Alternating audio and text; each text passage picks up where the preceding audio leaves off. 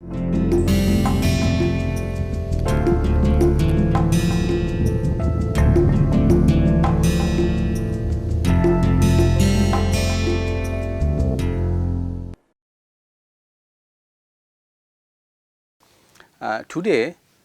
what we are going to discuss is the time domain measurement of the lifetime of the fluorescence lifetime. And in the last day what we are discussing about three different methods for the time domain lifetime measurements. The first one is time correlated single photon counting method. In one word, this is known as TCSPC. And the other method which I will going to discuss maybe not today, maybe on the next class, is the fluorescence upconversion method. And I will not going to discuss this trick camera because probably time will not permit me to do so. Okay, so just let us compare this time correlated single photon counting setup and the fluorescence upconversion setup. Each setup has its own benefit and also each setup has some limitation of it. For example, this time correlated single photon counting method, the time resolution, right, or the IRF is not very high. Depending on system to system, this can go to 50 picosecond to 1500 picosecond or so. However, this fluorescence upconversion system, as you can see, this time resolution can go down to 0.2 to 0.4 picosecond. Right. So, in that sense, the fluorescence upconversion setup is superior to time correlated single photon counting setup. However, in the TCSPC setup, the advantage is that it has a very big time window. Right. Time window is large, right. We can go to microsecond, no problem. But in this case, the time window is small.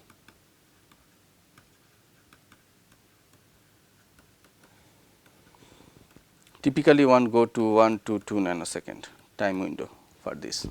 That means, you cannot measure the fluorescence intensity for a longer time period in this case, although the time resolution is high. However, in this case time resolution is like a 50 picosecond, but we can measure for a longer time period, right. So, time window is very large.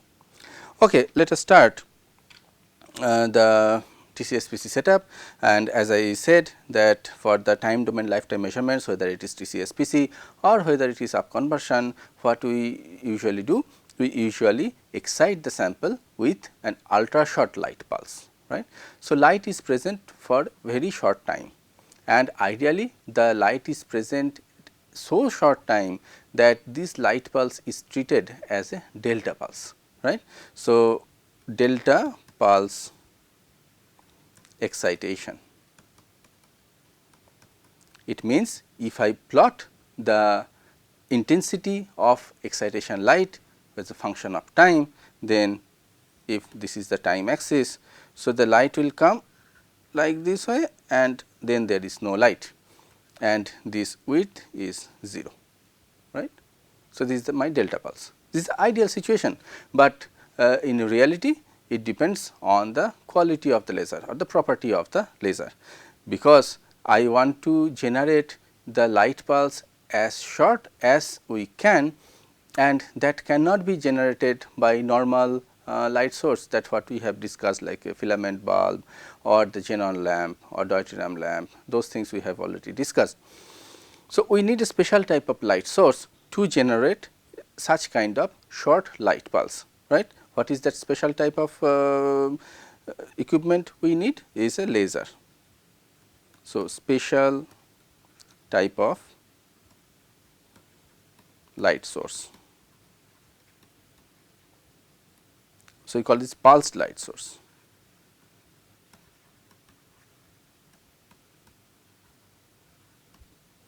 And laser is very famous for that. We are going to discuss a little bit about this.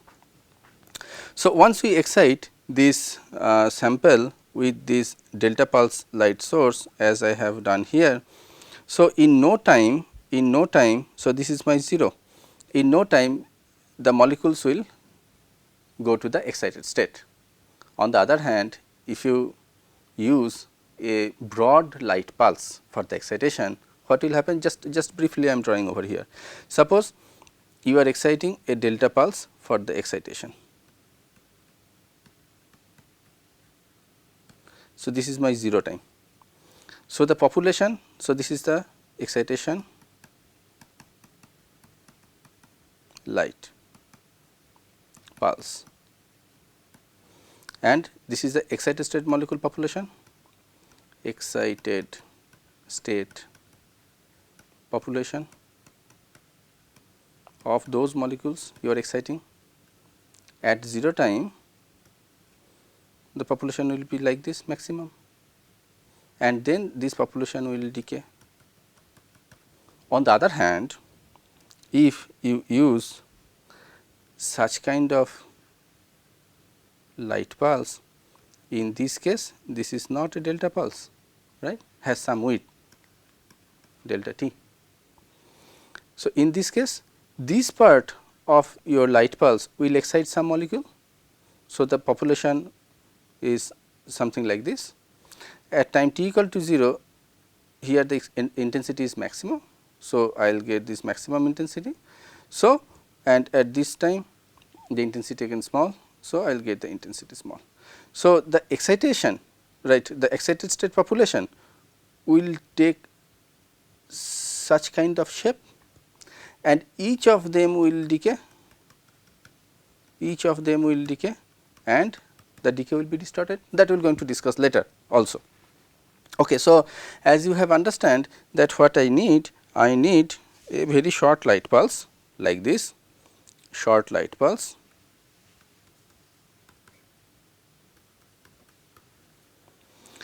and once you excite, you got this excited state population, whatever the population I have just normalized to 1, right, and then I will monitor how the population will decay, right, how the population will decay like this, and that is it. If I know this, then I will be able to calculate the fluorescence lifetime, because I know fluorescence lifetime, we already have seen that for fluorescence lifetime the dependence of this intensity I as a function of t is equal to I0, which is initial intensity, in this case is equal to 1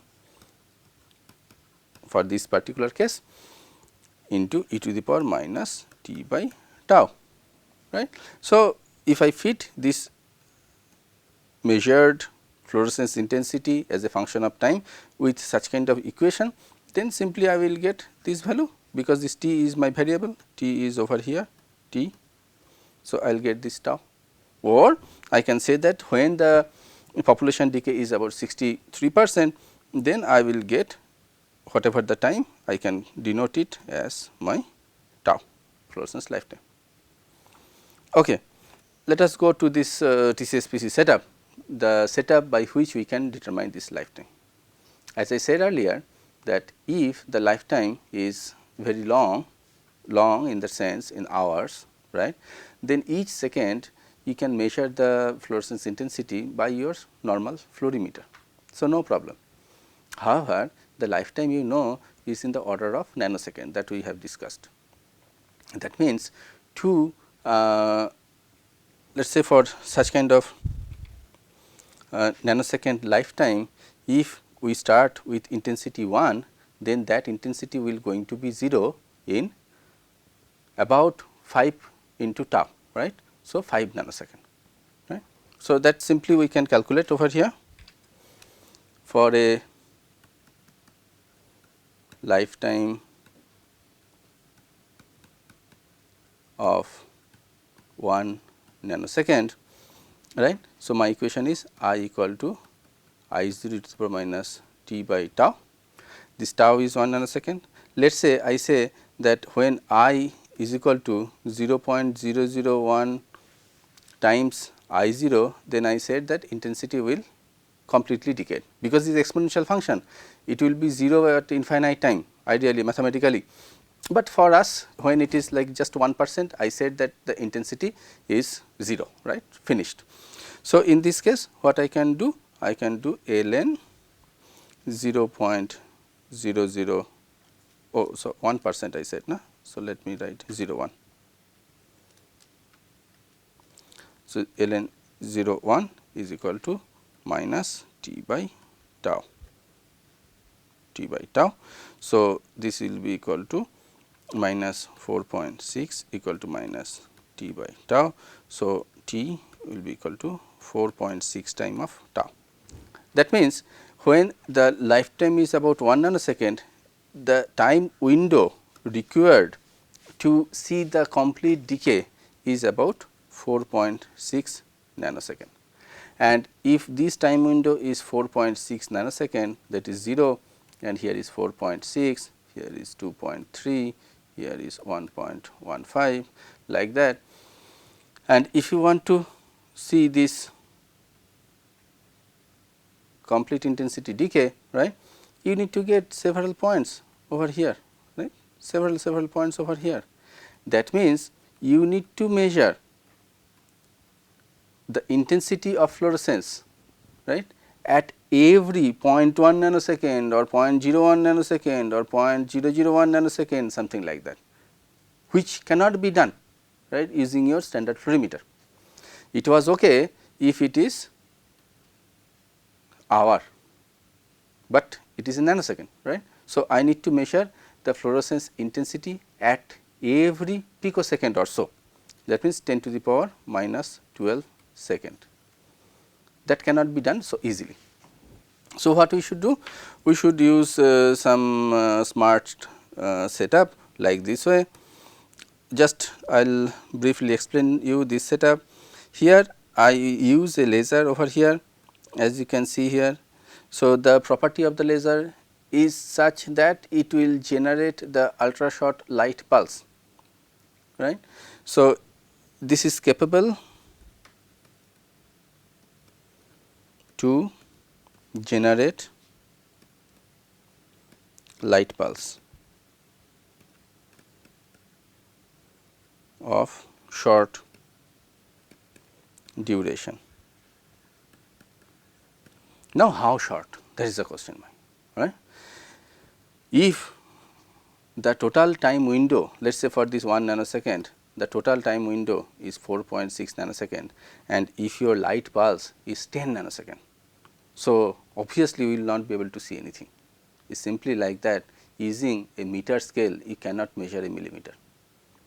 Like if your wristwatch does not have a second needle, right, you cannot measure 1 second or 2 seconds using your wristwatch, right. Very similar to that, if your excitation light pulse is much broader than this time window, right, then you will not be able to measure that. So, your excitation light pulse has to be shorter than this, right. So, for like a normal fluorescence lifetime measurement, right, if the lifetime is about a nanosecond, we usually use a light source of either 1 nanosecond or less than that. So, the light pulse should be about nanosecond, 1 nanosecond or less, right. Then I will be able to measure it, right. Okay.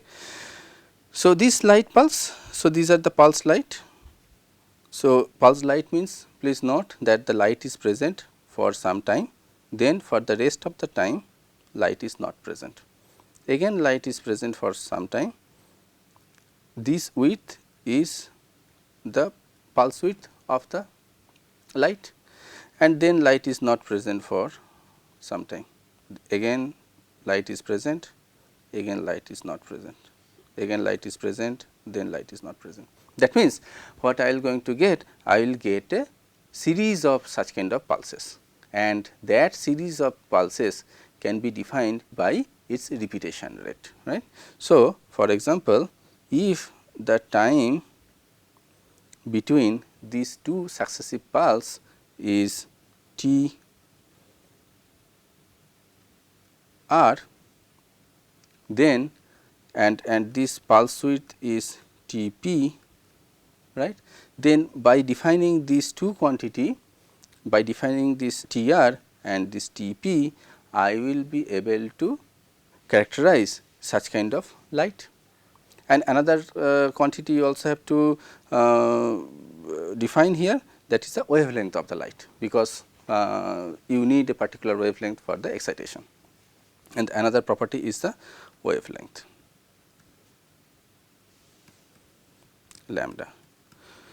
So, for a laser what I say that I will fix what is the color of the laser,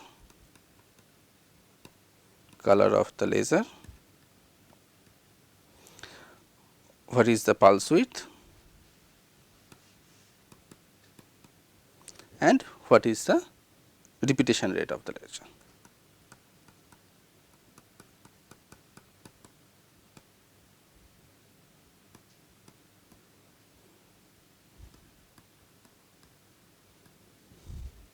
Repetition rate of the laser. Okay, so these three property I need to look at. Now, let us see that this laser is coming out of this laser, these pulses are coming out of this laser, and eventually it will excite your sample. Your sample is situated in the middle of the sample chamber, and then this fluorescence will come out of this, right, this then the fluorescence will come out of this. So, this fluorescence is not a single wavelength. So, you need to choose your lambda emission, your desired lambda emission, that will be done by this monochromator, and that will be directed to the PMT to measure its intensity, right. So, this setup works in a way that when this light, these short pulses are going to excite the sample over here, at the same time it will send one signal to a device called tach. This tach is time to amplitude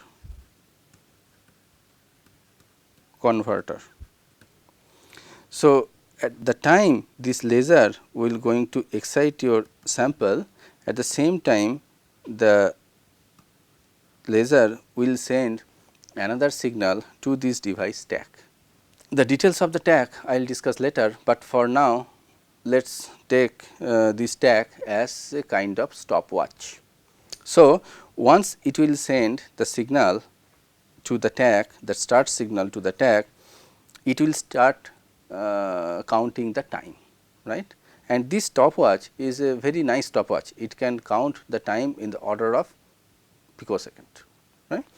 So, this laser will send one signal to this tach, that means okay, now I have excited my sample.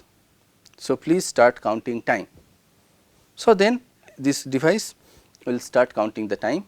So, this obviously at that same time the sample has been excited. Now, once you excite the sample, several molecules will go from the ground state to the excited state. It depends on the how many photons are present in the each pulse and what is the concentration of your sample and so on.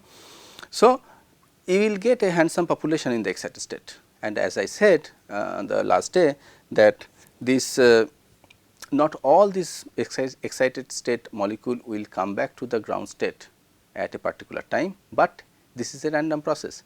Some molecule will come back from the excited state to the ground state early time, some molecule will come back from the excited state to the ground state later time, some molecule will come back at the time t equal to tau, right. So, the molecule will come back from the excited state to the ground state, and I can measure this emission, right, by this PMT.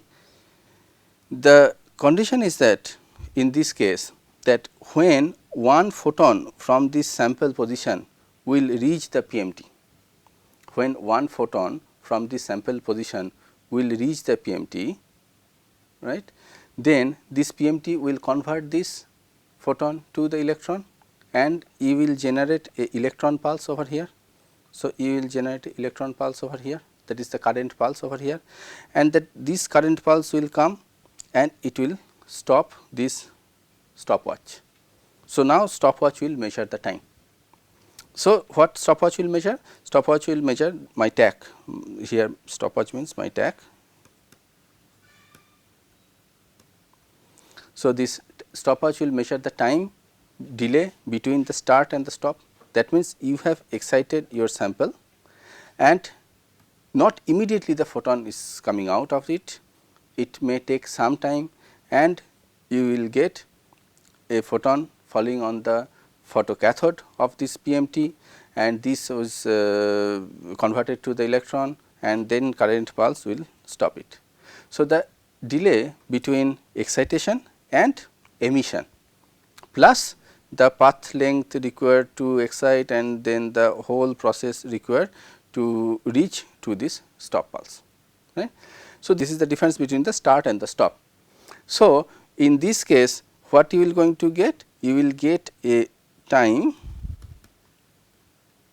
which is start or stop minus start, and for that particular time you will get a count, right. You will get a count. You remember that you have excited several molecules, right, in your sample chamber. Some of them will emit early time, some of them will emit at the later time, right. In this case, what I have to ensure that the first emitted photon is not necessarily be the first detected photon by this PMT. Let me explain it in a better way. Suppose this is my decay profile as I showed here. So, these are the probably the first emitted photon is at this time, short time. It is not guaranteed that these photon will come along this direction. It is possible that this photon will go in that direction, because this type of emission is a spontaneous emission, is a directionless. So, it can go to any direction, right. It can go to the upper side, lower side, left, right, and all these directions. Okay. So, when this particular time photon is along this line, then only it will be detected. Okay, let us consider that you got this particular time photon is emitted and it is along this particular line, in this particular line, and you got a signal that this count is for time t1, you got a count. Obviously, after that the photon of this one, photon at this time, photon at this time, photon at this time, photon at this time, all this time will be emitted until it will reach the 4.6 nanosecond in this particular case. But for this setup, we will not going to use all these emitted photon. So, once I will detect one photon which actually make the stopwatch stop, we finish the experiment and we will wait for the second excitation pulse to come and excite the sample. So, for one turn, one light pulse comes in, excite, the emitted photon is detected. Which emitted photon? I do not know. It could be this one, it could be this one, it could be this one, it could be that one. But in this particular case, I said that this is the emitted photon at time t equal to t1, and that photon has been detected. But these excited state molecules are much more, right. It is not only one, right. So, other molecule will also emit at the different times, but I will not going to consider those photon for this particular light pulse. What I will going to do? I will wait for all the excited state to come back to the ground state. So, I have to give enough time for relaxation, that means all the excited state molecule will come back to the ground state. Then when the situation is like before excitation, right. So, the situation is just like the before excitation, all the molecules are now in the ground state. So, now what I will do? I will use the next excitation pulse, let us say the next one like here. So, this will come and then again excite. So, again this light pulse will take all the molecules from the ground state to the excited state, and for in that cycle it is not necessarily that this photon will be directed along this path, it is not necessarily. It could be that this photon, this time this photon is directed along this path for the second cycle. So, this is for the second cycle, this photon probably directed along this path of the PMT, and let us say this is the time T4, right. So, for the first cycle I got a count at time t equal to T1. For the second cycle I got a count at time t equal to T4, right. Then again I wait how long I should wait? I wait till all the excited state molecule will come back in the to the ground state. Then I use the third pulse, right. That means is my third cycle, right. This is the first, this is the second pulse, this is the third pulse, right, like that. So, when the third one will come, so that will going to be my third cycle. So, let us say for the third cycle, this photon which is emitted at very later time. So, this is my third cycle, this is T7, right, or maybe T17. Okay. So, this photon which is emitted at very late, that is the only photon which is directed to this path,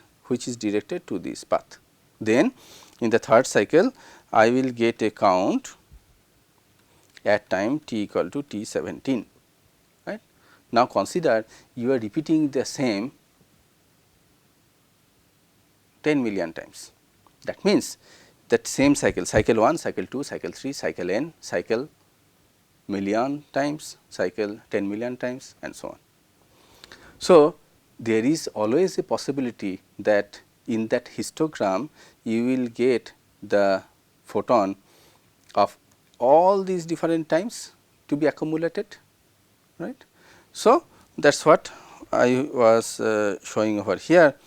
So, here is the laser is sending one signal here to start the stopwatch, and then this is the pulse train, it is exciting, and then this photon is coming.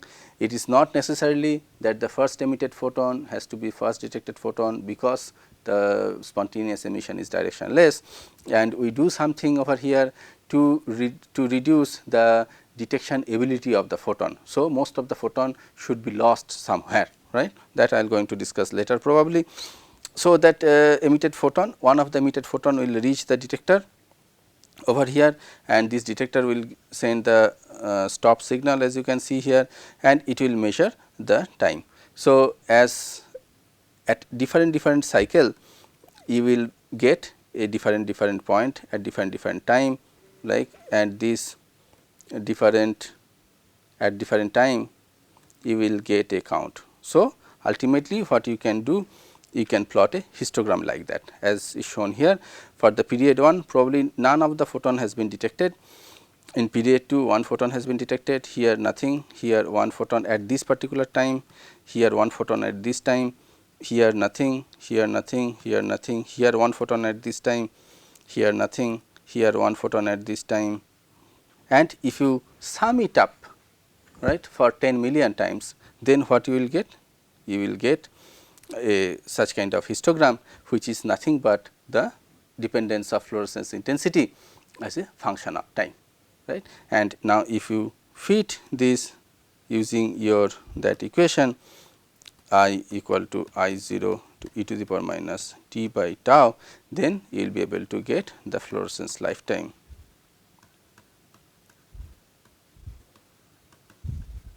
of your sample.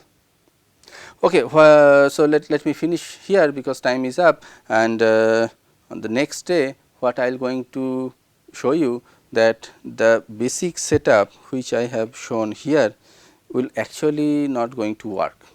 We have to do several modification on this basic setup to actually get this time, because of several problem in this system, and those things we will going to discuss on the next class.